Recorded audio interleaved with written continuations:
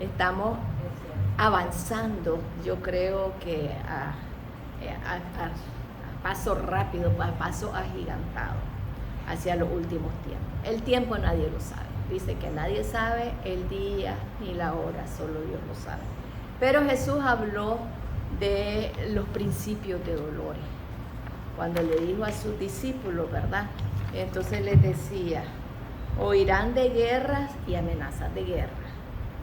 Pero no se deben llevar por el pánico. Es verdad, esas cosas deben suceder, pero el fin no vendrá inmediatamente. Una nación entrará en guerra con otra, un reino con otro reino. Habrá hambres. Ya se está hablando de hambruna, de que por el niño que viene, porque ¿cómo se llaman?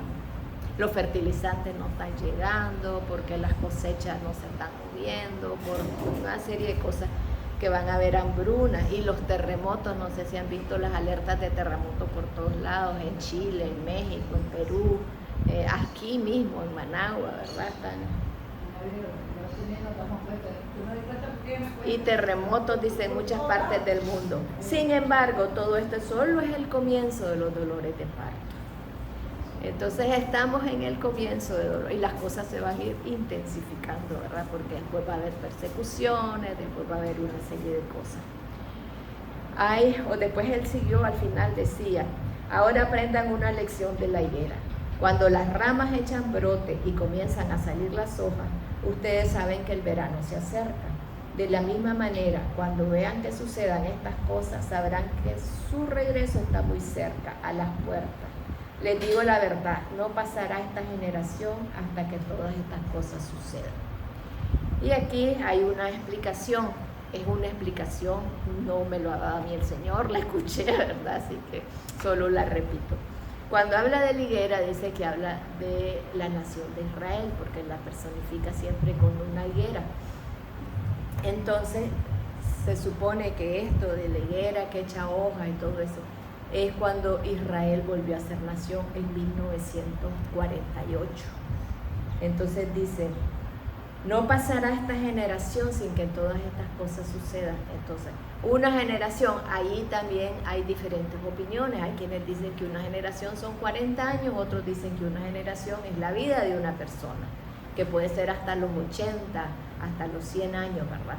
Entonces, si en el 48 se estableció Israel, digamos, si la generación es 80 años, en el, ¿cuánto sería? 412, en el 28, o será en el 30, hasta el 38, pues si son 90, o hasta el 48 si son los 100 años, ¿verdad? Pero digamos que faltan lo más 20 años para que el Señor venga, o sea que los tiempos están bien cerca. Están bien cerca, tal vez no es mañana ni pasado, ¿verdad? Pero estamos bien cerca. Y seguía diciendo, ustedes deben estar preparados todo el tiempo, porque el Hijo del Hombre vendrá cuando menos lo esperen. Entonces, tenemos que estar preparados. Y me puse a leer el Apocalipsis. Y le escribe la carta. Empieza, ¿verdad? El Apocalipsis. Primero describe Juan que lo vio y que hay una bendición a los que lean ese libro, a los que crean. Pero después empieza la carta a las iglesias. Entonces la primera iglesia es a Pérgamo y le dice, pero tengo unas cosas contra ti, porque tienes ahí a los que sostienen la enseñanza de Balaam, que enseñaba a Balac a poner tropiezo delante de los hijos de Israel, a comer carne sacrificada de los ídolos y a practicar la inmoralidad sexual. Entonces también hay un montón de interpretaciones, ¿verdad? Uno dice de que cada iglesia es una época en la historia de la iglesia, ¿verdad? Otros son diferentes grupos de personas. Yo me voy más por los grupos de personas. Entonces, cuando habla la iglesia de Pérgamo, ¿cuál es el problema que tenían ellos? La inmoralidad sexual. Y si nosotros lo vemos en nuestro alrededor, la inmoralidad sexual es abierta, ¿verdad? Es abierta de todo tipo de inmoralidad sexual, salud. Todo tipo de inmoralidad sexual existe, ¿verdad? Entonces, pero tengo contra ti que tienes ahí a los que practican la inmoralidad sexual. El Señor quiere que seamos limpios, dice, en alma, cuerpo y espíritu, y que nuestro cuerpo también sea irreprensible. Entonces tenemos que abstenernos de toda inmoralidad sexual. Y a veces hay enseñanzas que dicen que cuando uno está casado todo es permitido, pero el Señor tiene sus leyes, ¿verdad? Porque el matrimonio es principalmente para la procreación. A mí me decían, si la manera en que estás teniendo sexo, ¿podés tener hijos? Está de acuerdo con Dios. Si no podés tener hijos, no está de acuerdo. Entonces tenemos que por eso es que habla también de que el lecho sea sin mancilla, cuando habla de los esposos, ¿verdad? Para que nos abstengamos de toda inmoralidad sexual. A la iglesia de Esmirna, esa iglesia es la iglesia que no le encontró ninguna falla, ¿verdad? Es la iglesia que está. Pero le dice, no temas las cosas que vas a padecer. Considera que el diablo está a punto de echar en prisión a algunos de ustedes para que sean probados. Tendrán aflicción de 10 días. 10 días. Sé fiel hasta la muerte y te daré la corona de vida. Yo 10 días lo resalté. ¿Por qué? Porque cuando hablamos de la tribulación dice que son 1260 días, ¿verdad? Una cosa. Son 3 meses y medio la pre y 3 meses y medio después. Pero aquí a ellos le dice que tendrán aflicción por 10 días. Entonces yo lo interpreto, que la aflicción va a ser corta, no va a ser todo el tiempo, sino que va a ser un poco de tiempo, ¿verdad? Que va a pasar eso. Y algo que con Paola, mi hija, estábamos viendo, el papá de la corrista en Boom, no sé si alguien conoce pues la historia de ella, que ella era una mujer holandesa que la familia se involucró durante la Segunda Guerra Mundial a esconder judíos. Y entonces alguien los delató, ¿verdad? Y se los llevaron a todos a un campo de concentración. Y el papá estuvo 10 días en el campo y al 10º día murió. O sea, se liberó, ¿verdad? La corre pasó toda la guerra en el campo. La hermana murió, la mamá murió, todos murieron, solo ella sobrevivió.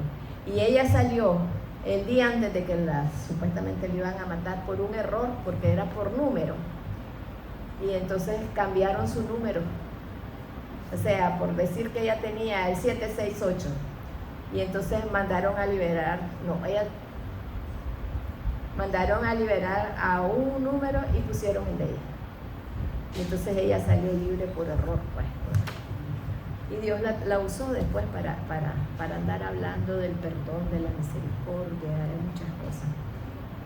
Pero me llama la atención los 10 días, pues tendrán aflicción por 10 días. Yo lo interpreto por un tiempo corto. Va a haber aflicción, pero va a ser por un tiempo corto. A Éfeso le dice, pero tengo contra ti que abandonaste tu primer amor. Por tanto, recuerda de dónde caíste y cambia tu mente, cambia tu manera de pensar, haz las cosas primeras. Si no cambia, y hay otras partes que dice arrepiéntete, dice otras versiones, arrepiéntete y vuelve a hacer las cosas primeras. Si no cambia, iré a ti y removeré tu candelabro de tu lugar, o sea, te elimino. Y esa es una de las cosas más comunes, haber abandonado el primer amor. Cuando he oído charlas de eso, dice, acordate cuando conociste al Señor, acordate qué era lo que hacía, acordate ese enamoramiento, ese deseo, esa sed, ese hambre, ese querer hacer, ese todo. Y nos vamos enfriando. Y nos vamos enfriando y vamos entrando en comodidad y vamos haciendo y nos estamos olvidando. Entonces el Señor quiere que volvamos al primer amor.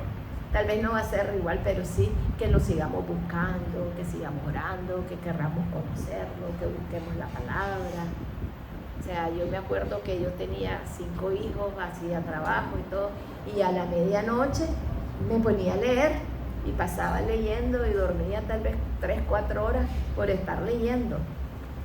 Entonces uno le da eso y después lo dejamos. El Señor quiere que sigamos en el enamoramiento para con Él. Porque a veces creemos de que hacer cosas para Dios le estamos dando, vamos a agradar a Dios, y no es así, es hacer lo que Él quiere. Hace poco a mí me manda un devocional, y el de hace pocos días era, en la mañana antes de hacer nada, ponete en sintonía con Dios, como yo le digo, preguntarle qué es lo que querés que hagas en ese día, ¿no? Porque yo explico de una manera, si yo contrato a alguien y le digo, mira, yo te necesito para que vos me hagas almuerzo todos los días, y entonces llega la mujer y ve que el patio está sucio y empieza a barrer el patio, y ve que el piso está pañoso y empieza a pasear el piso, y empieza a lavar la refrigeradora, y empieza a hacer, y llegó la hora del almuerzo, y el almuerzo no me ha dado tiempo porque estaba ocupada. ¿Y qué es lo que le dice uno? Si uno te hiciera todo eso, vos lo que igual va a decir Dios de nosotros. Hacemos cosas que creemos que lo vamos a agradar, porque a mí me imagino de que Dios va a estar contento, pero ¿qué es lo que Dios quiere de vos? ¿Qué es lo que quiere y lo que espera de cada uno de nosotros? Porque tal vez estamos haciendo cosas que no son las que Él espera, pero de esa manera queremos agradarlo, queremos quedar bien con Él, pero haciendo no lo que quiere, sino lo que yo quiero, o lo que a mí me gusta, o lo que a mí me parece. Entonces tenemos que estar con Él, haciendo lo que Él quiere, ¿verdad? Buscando su voluntad, buscando su... A la iglesia de Tiatira le dice, pero tengo contra ti que toleras a la mujer Jezabel, quien se llama profetisa, la cual enseña y seduce a mis esclavos, otros es mis siervos, ¿verdad?, a practicar inmoralidad sexual. Otra vez la inmoralidad sexual. A sus hijos mataré con pestilencia. Todas las iglesias sabrán que yo soy el que escudriña el aspecto más íntimo de la personalidad y los corazones. Otra versión dice, yo soy el que examina los pensamientos y las intenciones de cada persona. ¿Por qué estás haciendo las cosas? A Dios le importa mucho por qué estás haciendo las cosas. Hago esto para que me vean, para que la gente crea que soy buena gente, para que hablen bien de mí, para agradar a los que están alrededor mío, o para agradar a Dios. El Señor ve mucho las intenciones del corazón, con qué corazón hacen las cosas, si es un corazón recto delante de Él, o es para guardar apariencias, para impresionar, para ganar uno puntos, pues, para hacerse importante.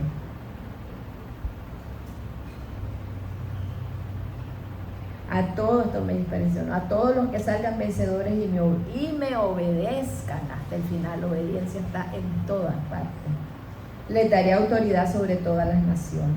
Tendrán la misma autoridad que yo recibí de mi Padre, y también les daré la estrella de la mañana. Entonces, ¿cómo tenemos autoridad? Obedeciendo a Dios. A la iglesia de Sardis, estoy enterado de todo lo que hace y sé que tiene fama de obedecerme, pero la verdad es que no me obedece. O sea, haces lo que te da la gana queriendo hacer, sí, de apariencia, ¿verdad?, haciendo creer que está. La otra dice que tiene fama de estar muerto, ¿verdad? Despierta, fortalece lo poco que te queda, porque hasta lo que queda está a punto de morir. Veo que tus acciones no cumplen los requisitos de mi Dios. Vuelve a lo que escuchaste y creíste al principio y reténlo con firmeza. Arrepiéntete y regresa a mí. Si no despiertas, vendré a ti de repente, cuando menos lo esperes, como lo hace un ladrón. Y otra versión dice, pues he encontrado que tus obras no son completas delante de mí. O sea, porque no obedece, porque no está haciendo completamente, o sea, a medias está haciendo las cosas.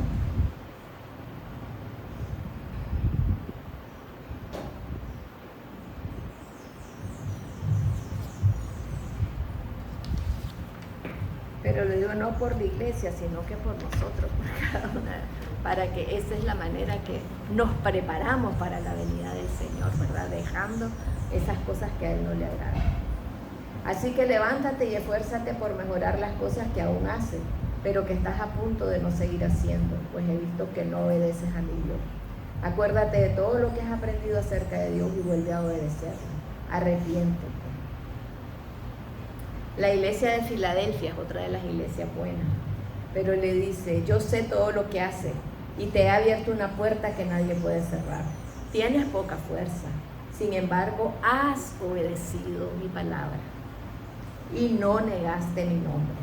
Dado que has obedecido mi mandato de perseverar, yo te protegeré del gran tiempo de prueba que vendrá sobre el mundo entero para probar a los que permanecen, a los que pertenecen a este mundo. Yo vengo pronto, aférrate a lo que tienes para que nadie quite tu corona.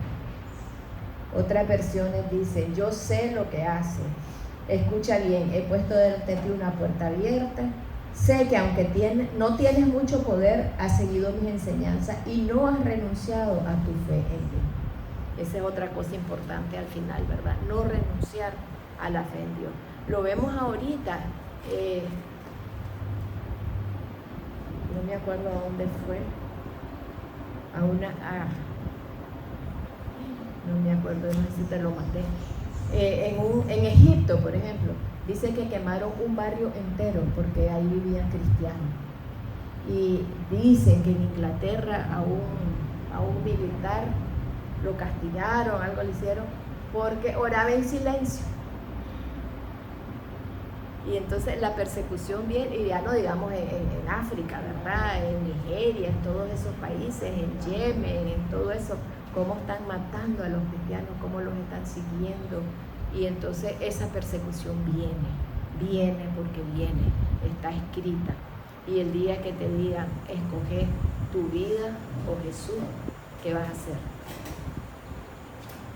Es lo que dice aquí. No has renunciado a tu fe en mí. No has renunciado a tu fe en mí. Entonces, tenemos que saber primero que, como dice, la fe es la certeza de lo que se espera. Entonces, sabemos qué es lo que nos espera. Sabemos qué va a pasar el día que nosotros muramos. Porque si lo sabemos, no importa que nos corten la cabeza. Pues, ¿sabe por qué digo que nos corten la cabeza? Porque leí en otro lado, yo no lo he leído, pero sí leí a alguien que decía que en el Corán dice que a los infieles hay que cortarles la cabeza y por eso andan con una espada cortando cabezas. Entonces, cuando habla el Apocalipsis de cortar cabezas, me imagino que es por eso, pues porque están. Entonces, te van a decir, renunciar y vivir o no, como le hicieron ¿cómo es que se llamaba Ay, Dios mío, él fue discípulo de Juan, era un obispo, allá en una de esas iglesias, no me acuerdo el nombre ahorita, que le dijeron, renuncia a tu Dios, le decía, para que vivas, si no te voy a quemar, le decía. Y entonces le digo, durante 80, ya tenía 80 años, Señor, 80 años le he servido a mi Dios y nunca me ha hecho ningún mal, ¿por qué voy a renunciar a él ahora? Para que no te quemes, le dice. Esa hoguera va a durar un poco de tiempo, dice. Y si yo renuncio, el fuego del infierno no se apaga nunca. Entonces él sabía lo que le esperaba, sabía en dónde estaba parado, sabía quién era su Dios. Y lo pusieron en la hoguera y no se murió. Las llamas no lo dañaron, lo tuvieron que atravesar con una lanza, creo, con una espada, no sé qué, para matarlo, porque no se murió. Hay otros, como dice ¿cómo se llama? Bueno, no me acuerdo cómo es que se dice, que no es lo que está escrito, sino que lo que se transmite, ¿verdad?, de persona a persona, que a San Juan lo metieron en un perol de aceite caliente y no se murió, y por eso lo mandaron a la isla de Patmos, para que no pudiera seguir predicando, para que estuviera aislado de la gente y no le pudiera predicar a la gente. Entonces, y sobrevivió. O sea, hay unos que sobreviven, hay otros que mueren, hay otros, de todo ha habido, ¿verdad? Pero no hay que tener temor. ¿Por qué? Porque nosotros, Humberto siempre decía, en esta tierra estamos para decidir a dónde vamos a pasar la eternidad. Y entonces, si has vivido toda tu vida o muchos años para Jesús y en el último momento lo vas a negar, nada hiciste, no lo conociste, o tu fe era muy por encimita, ¿verdad? Porque a la hora de las piedras pongas lo negaste. tenemos que estar firmes hasta el fin, sabiendo de que el fin no es el fin, sino que es el principio de algo mejor todavía, de algo mejor. Y no solo en el mismo Apocalipsis, no saqué, ¿verdad?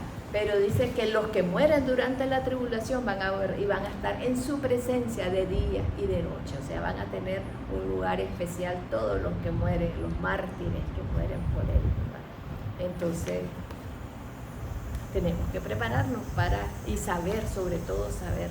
Porque yo siempre se los he contado que cuando estuve en el Coliseo, y entonces bajamos a la arena y alguien decía, esas puertas son las que se abrían y por ahí salían los leones, dice, los que los iban a matar. Y el Señor me preguntó, ¿qué haríamos? En ese momento me agarró movida, ¿verdad? No sé. No sé qué haría, le decía, déjame pensarlo, ¿verdad? Pero le estaba dando vueltas. Y me acordé que cuentan también de que los cristianos iban cantando alabanzas y venían las fieras y ellos cantando alabanzas. ¿Por qué? Porque estaban seguros de lo que les esperaba. Como cuando a Esteban lo iban a apedrear, ¿qué es lo que dice? Miró el cielo y miró a Jesús de pie y miró la gloria y miró todo lo que lo esperaba. Él sabía lo que lo esperaba. San Pablo dice que él fue llegado al tercer cielo y que todo lo que vio ahí no lo podía ni contar, ¿verdad? Pero eso le dio fuerza para pasar todo lo que pasó, porque también él pasó, imagínense que estuvo preso, que lo echaron preso, creo que lo habían flagelado, no sé qué, herido, ¿verdad? En el último más hondo, en el calabozo más hondo, con cadenas, con cepo y cantando alabanza, alabando a Dios a medianoche. En vez de estar, ay, no aguanto, ay, ¿para qué me metí en esto? Ay. Estaba cantando alabanza. Y hubo un terremoto. Y cayeron las cadenas y cayó todo, ¿verdad? Y la gente creyó en Jesús. Entonces, ¿qué vamos a hacer en ese momento? Porque de que viene. ¿Vamos a estar vivas o no? No sé. Pero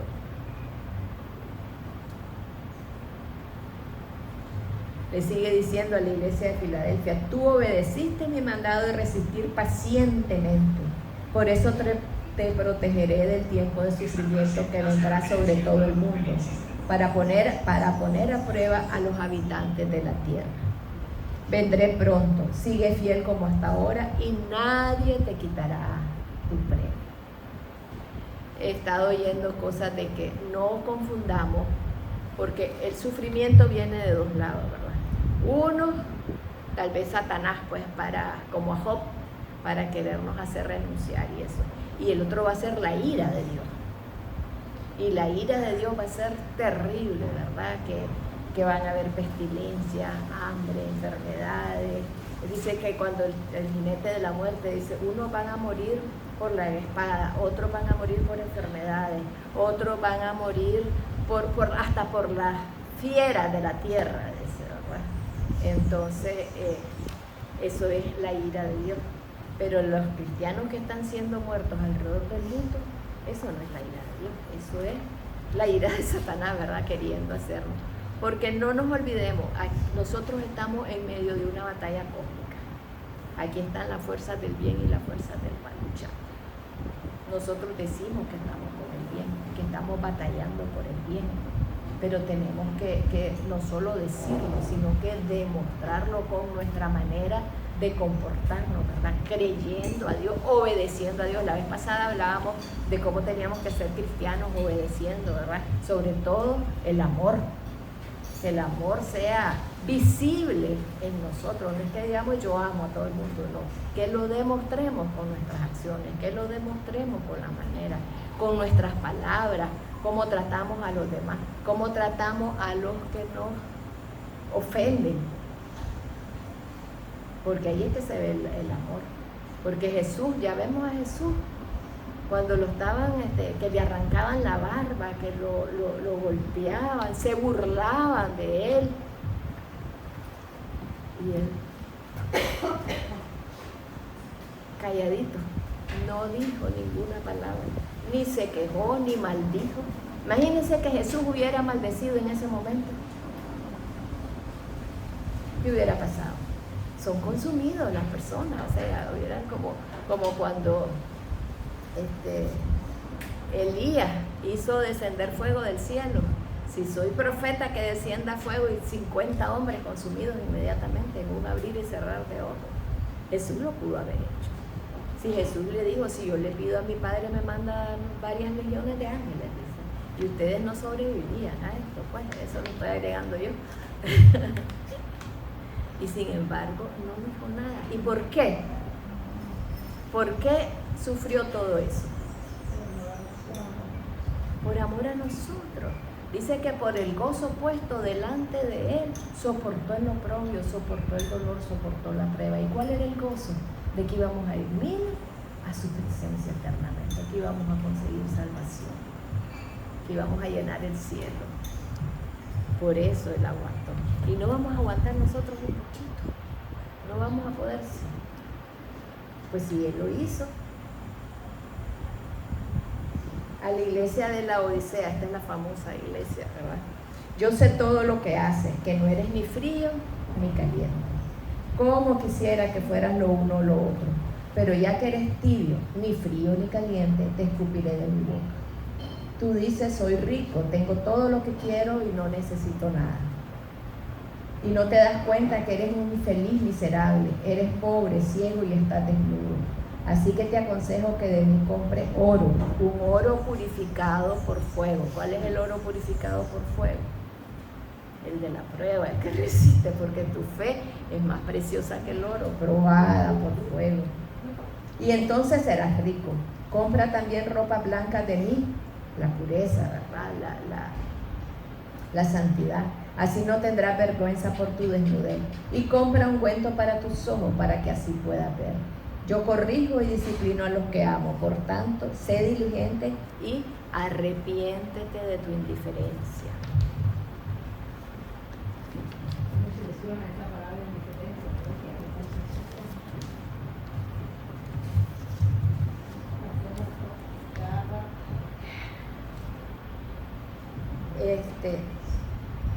Si vemos,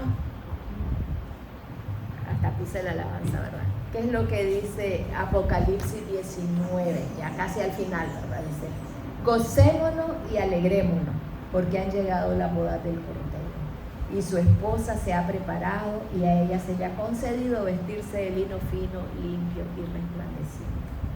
Nosotros somos esa esposa. Y tenemos que prepararnos, era lo que les decía, ¿verdad? ¿Y cómo nos preparamos? Ya vimos todo lo que le reclama a las iglesias, ¿verdad? Que no se están preparando porque no están haciendo lo que quieren. Que nosotros nos preparemos con ese vestido limpio para poder participar de la boda. ¿Y cómo eran las bodas en aquel tiempo? No eran como ahora, ¿verdad? Sino que las familias se reunían, ¿verdad? Para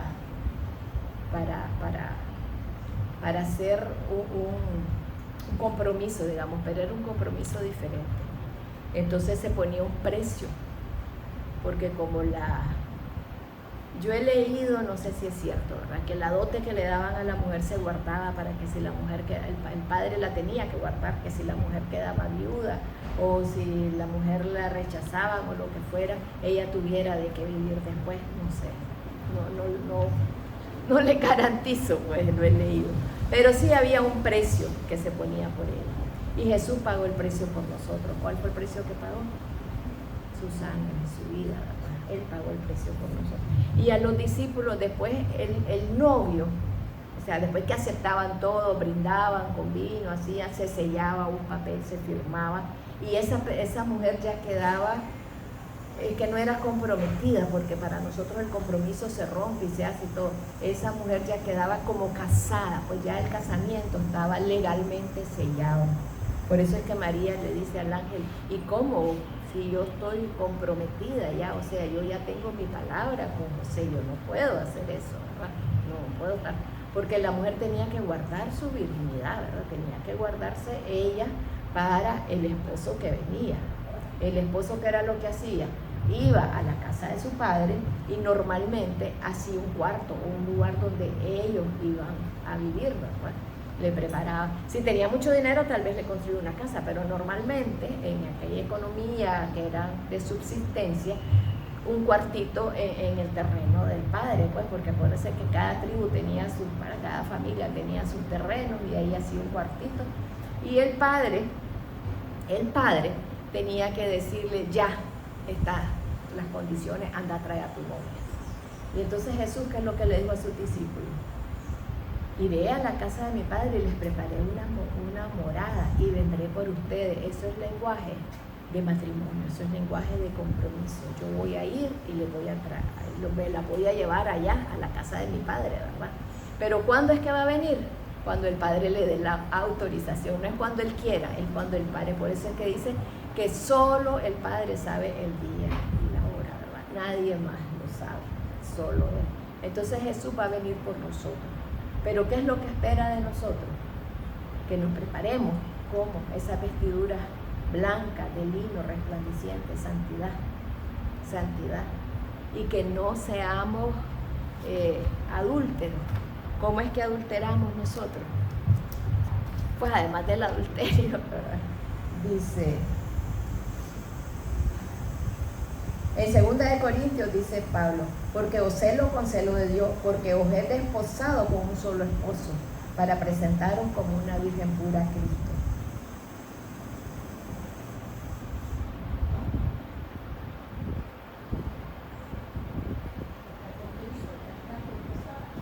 Estamos desposadas con él, no lo encuentro. Porque hay uno que dice, oh almas adúlteras, no saben que la amistad con el mundo es enemistad para con aquí está. Adúlteros, no se dan cuenta de que la amistad con el mundo los convierte en enemigos de Dios. Y así lo dice. Buscala, Santiago 4:4. ¿Quiere leer, por favor? Adúlteros. Hay otras versiones que dice, oh almas adúlteras. ¿No se dan cuenta que la amistad con el mundo los convierte en enemigos de Dios? La amistad con el mundo. Lo repito, si alguien quiere ser amigo del mundo, se hace enemigo de Dios. Entonces, ¿cuál es la amistad? Andamos nosotros buscando reconocimiento, buscando dinero, buscando importancia, buscando, qué sé yo, todas las cosas del mundo. Y no buscamos las cosas de Dios, agradarlo a Él, obedecerlo a Él, servirlo a Él. Pero cuando le digo servirlo es lo que Dios quiere que haga cada una. Porque cada persona viene con un propósito diseñado por Dios desde antes de la fundación del mundo. Y puso obras, dice, para que las anduvieran. ¿Por qué dice anduviéramos? Porque una manera de vivir es como un camino. Porque Pablo mucho habla de caminemos de tal manera. O sea, la vida es como un camino. Entonces hizo obras para que camináramos en esa obra, pues. Y tenemos que caminar en la obediencia de Jesús. Y tenemos, Humberto siempre hablaba, hasta el camino estrecho y hasta el camino ancho. Y nosotros vamos caminando detrás de Jesús hasta la casa del Padre. Entonces, ¿y cómo vamos a caminar? En santidad, en obediencia, en amor a Dios y al prójimo, haciendo las cosas que Dios demanda de nosotros, conociendo su palabra. Dicen que va a llegar un día en que ahí están hablando de que el internet se va a acabar, de que las Biblias van a ser prohibidas, de que tal cosa. Y entonces, ¿qué nos va a quedar? Lo que hemos leído, lo que nos acordamos, lo que hemos aprendido, ¿verdad? Lo que tenemos guardado, porque eso nadie nos lo puede borrar. Pero tenemos que tener esa costumbre diaria de ir a estudiarla, a conocerla, a hacer la vida en nosotros. Porque ese es lo que el Dios quiere de nosotros. El tener la intimidad. A veces preguntamos qué son el aceite de la Virgen es prudente. La intimidad con Jesús. El amor a Dios. Esas cosas no las tenés de un día para otro. No es que voy a la venta y las agarro. Es toda una vida de preparación. Es toda una vida de estar haciendo eso. Entonces no es en un momento, mañana viene Jesús, hoy en la noche no duermo, voy a pasar de rodillas toda la noche. Entonces es una perseverancia, que perseveramos, que lo hicimos y todo. Y lo más bonito de todo es que Jesús no nos dejó solos, sino que Él nos mandó, ¿verdad?, un consolador, alguien que dice, Él los recordará todas las cosas, Él les dirá lo que deben decir a la hora de que se van a defender, Él transformará nuestro ser interior. Y cuando Jesús le estaba en Juan, que Juan es la última cena, ¿verdad?, cuando Él está hablando con los discípulos de lo que viene, Jesús le contestó, esto es Juan 14:23, el que me ama obedecerá mi palabra. Volvemos otra vez, amor y obediencia son como sinónimos, ¿verdad? El que me ama obedecerá mi palabra, y mi Padre lo amará, y vendremos a Él y haremos morada en Él. O sea, el amor, la obediencia es lo que te lleva a ser morada de Dios, a que Dios venga y habite en nosotros, el Padre, Hijo y Espíritu Santo. En este tiempo el Espíritu Santo es el que viene. Un requisito, obediencia, una vida de obediencia a Dios. Conocerlo, ¿verdad?, y obedecerlo.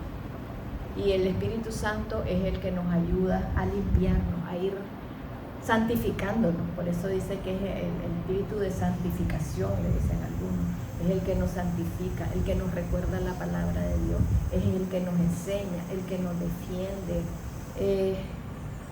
es el que todo, creo yo, ¿verdad? Porque la verdad que es la fuerza, la fortaleza, es el poder y la autoridad de Dios, porque también en nosotros hay poder. Jesús dijo, las mayores cosas haréis, ¿verdad? ¿Y por qué las hacemos? ¿Cuándo las hicieron los discípulos? Cuando el Espíritu Santo vino sobre ellos. Vemos a Pedro negándolo un día y al día siguiente parándose delante de 5,000 personas, ¿verdad? ¿Quién hizo la diferencia? El Espíritu Santo. Y ese mismo Espíritu es el que está en nosotros. El mismo Espíritu que estuvo en Jesús está en nosotros.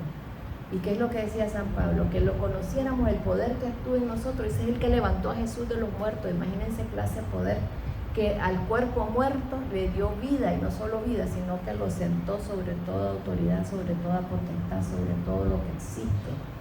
Y nosotros estamos sentados ahí en su presencia también, porque dice que estamos sentados en los cielos, ¿verdad? Y hemos recibido también todo eso, pero no lo ejercemos porque no lo conocemos, o porque no somos amigas del Espíritu Santo y no lo dejamos actuar a través de nosotros. ¿Por qué a veces sí, a veces no? Porque somos inconstantes,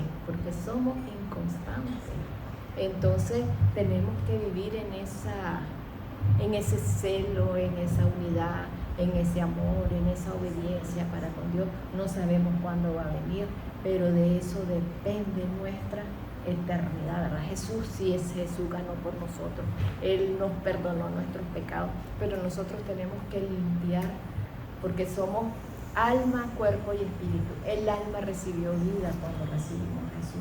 El cuerpo va a resucitar y va a ser un cuerpo nuevo, ¿verdad? Pero nuestras emociones, nuestra mente, esas las tenemos que limpiar nosotros con la ayuda del Espíritu Santo. Entonces, dejando que el Espíritu Santo nos enseñe, nos recuerde, nos ayude, nos diga, porque sí vamos a fallar, vamos en un proceso. Nadie es santo de hoy cerró los ojos y mañana es santo. Vamos en un proceso, ¿verdad? Vamos aprendiendo. Pero lo importante es que lo dejemos trabajar en nosotros, que lo dejemos. Él tal vez te dice, no debiste haber dicho eso, no debiste haber la próxima vez, o anda a pedir perdón, o hacer tal cosa. Yo no sé si a ustedes les pasa, a mí en la noche se me viene todo lo del día y me regaña, me dice, hace, ¿verdad? Y entonces hay que hacerlo, pues, corregir, a veces hay que corregir, o evitar repetir esas cosas, ¿verdad? Repetir, porque ese es el trabajo del Espíritu Santo cuando nos va haciendo cada día más parecido a Jesús. Y nosotros tenemos que dejarlo hacer. Nosotros podemos decirle sí o no.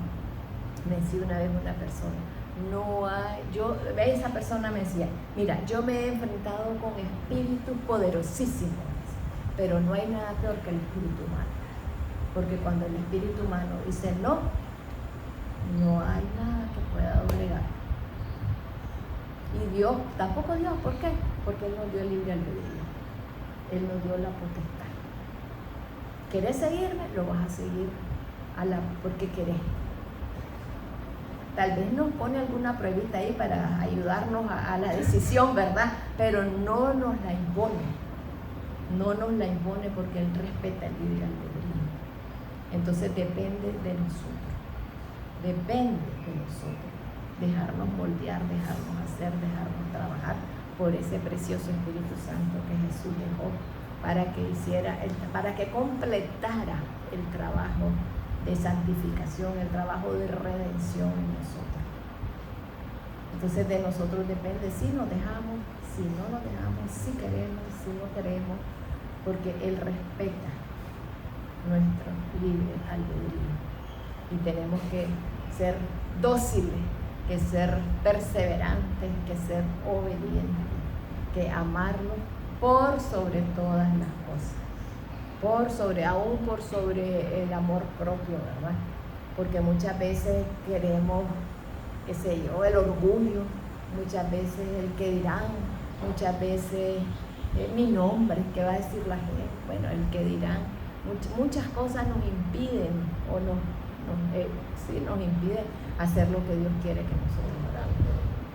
Y Dios quiere que seamos dignos representantes de Él. Que la gente nos vea y vea a Jesús a través de nosotros, que siente el amor de Jesús a través de nosotros. Y vamos a poder hacer la obra. Yo de las profecías que he oído, dicen que vienen una serie de enfermedades, virus que están siendo creados, liberados, qué sé yo, fortalecidos en laboratorios, un montón de cosas. Dicen que hay unos virus que no tienen cura, el que se enferma se muere. Pero va a haber un pero. Un cristiano con la autoridad de Jesús va a decir en el nombre de Jesús sos sano y ese virus se va a sanar y va a salir. Pero vamos a ser esos cristianos nosotros. El Espíritu Santo es el mismo. Nosotros somos los que lo hemos debilitado, pues en nosotros, pues en su actuar a través de nosotros. Porque sí va a haber, vamos a tener autoridad de resucitar muertos, vamos a tener autoridad de los enfermos, vamos a tener autoridad sobre los espíritus, vamos a tener autoridad de muchas cosas, y uno siente que rico esa autoridad, pero la autoridad va con la obediencia. Como le dijo aquel centurión a Jesús, yo soy un hombre bajo autoridad, yo conozco la autoridad. Vos ordenás a esa enfermedad y mi hijo va a ser sano, o mi siervo, no me acuerdo quién era, va a ser sano. Pero él, le digo a uno que vaya y va, pero también él dependía del emperador o no sé a quién tenía sobre autoridad, entonces él tenía a alguien, era obediente y podía mandar a otro. Nosotros nos ponemos debajo de Jesús, del Espíritu Santo, y vamos a mandar sobre todo espíritu, porque Jesús fue puesto sobre toda autoridad, poder y dominio en el cielo, en la tierra y debajo de la tierra, y nosotros estamos sentados a su derecha, pero tenemos que ponernos bajo Él para poder hacerlo. En el nombre de Jesús, ¿qué quiere decir en el nombre de Jesús? No es el nombre, por la autoridad de Jesús, por lo que Jesús hizo, porque Él está sentado en el cielo, porque Él tiene toda autoridad de dominio. Por eso yo te ordeno. Y tiene que ser hecho, ¿verdad? Si nosotros también estamos debajo de esa autoridad, porque no le voy a decir, mira vos, obedecerle al que yo no le obedezco. Es ridículo, ¿verdad? Que vas a querer dar órdenes a alguien. Y ayer leía sobre Satanás, que el nombre de Satanás, el acusador, dice, es como el fiscal. ¿Saben lo que hace el fiscal en las leyes? Es el que acusa, el que lleva la acusación, ¿verdad? Entonces Satanás es el fiscal. Y entonces le dice, mira a esa que dice que es tu hija, mira lo que está haciendo. Mira cómo te desobedece, mira cómo se burla, mira cómo, porque hay quienes nos burlamos a veces, ¿verdad? De Dios, o creemos que es tan bueno que nada nos va a hacer, ¿verdad? Porque Él es bueno, pero también Él es justo, y se nos olvida esa mezcla de bondad y justicia. Entonces Él es el que nos acusa. Mira, yo no te hago caso, ¿por qué? Porque vos sos esto y haces esto y el otro. Entonces tenemos que estar nosotros bajo la autoridad de Jesús para que su poder fluya a través de nosotros. Esas son En el ejército los mando, ¿verdad? Hasta el de arriba, manda al otro, manda al otro, manda al otro. Así estamos nosotros y vamos a mandar, pero nosotros tenemos que estar sujetas al mando superior, ¿verdad? Para poder disfrutar o ejercer toda la autoridad que Él dejó para con nosotros en el poder del Espíritu Santo también. Oremos. Señor, gracias. Gracias, Señor, porque un día te conocimos, Señor. Porque un día nos llamaste a ser hijas tuyas, Señor, y nos adoptaste, Señor. Y yo te pido que nos ayudes, que tu Espíritu Santo nos enseñe a vivir como hijas, Señor, con la dignidad de hija, con la obediencia de hija, con el comportamiento que esperas de cada uno de tus hijos, Señor. Que nosotros podamos, Señor, conocer nuestro lugar, que podamos saber lo que esperas de nosotros, esa obra buena que preparaste de antemano para cada una de nosotros y que la podamos llevar a cabo. Espíritu Santo de Dios, hoy yo te entrego mi ser, alma, cuerpo y espíritu, para que me limpies, para que me santifiques, para que me transformes. Te entrego mi mente, te entrego mi voluntad, te entrego mis emociones, para que vengas renovándome, restaurándome, haciéndome una nueva criatura en el nombre de Jesús. Toma control de mis sentimientos, Señor, y limpia todo aquello que a mi Padre no le agrada, Señor. Limpia todo lo que Satanás ha puesto en mí, toda herida, todo resentimiento, todo rechazo, toda burla, toda falta de amor. Ven sanando, ven restaurando, Señor, y permite que nos podamos levantar en tu autoridad, bajo la autoridad de Jesús, para conquistar el mundo, para poder hacer la diferencia en esta lucha entre el bien y el mal, en esta lucha cósmica de reinos en la que estamos nosotros involucradas sin querer o queriendo, Señor. Pero aquí el que no quiere lo arrastra, así que podamos capacitarnos, que podamos empoderarnos, que podamos ponernos en una situación de obediencia, alinearnos bajo tu voluntad, alinearnos en tu ejército, alinearnos a hacer todo aquello que tú nos mandes y ayúdanos a hacerlo de la mejor manera. Derrama de tu amor en cada una de nosotros. Derrama de tu amor en cada una de nosotros.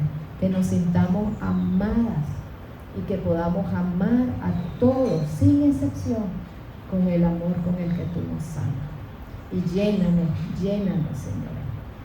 Danos a conocer la palabra, revélanos la palabra, revélanos lo que el Padre quiere que sepamos, revélanos nuestra posición, revélanos lo que espera de nosotros, revélanos qué es lo que tenemos que hacer en cada